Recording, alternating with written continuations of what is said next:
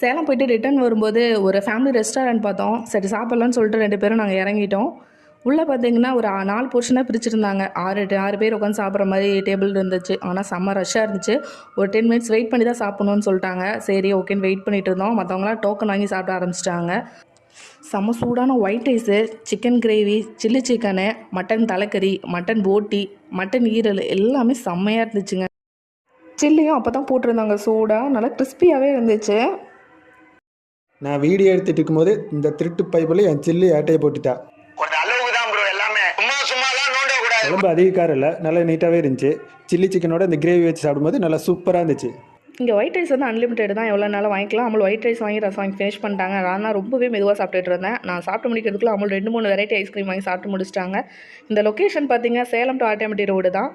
நீங்களும் இந்த பிளேஸை விசிட் பண்ணி பாருங்கள். நானும் ஒரு ஐஸ்கிரீம் சாப்பிட்டு கிளம்பிட்டோம். பாய்.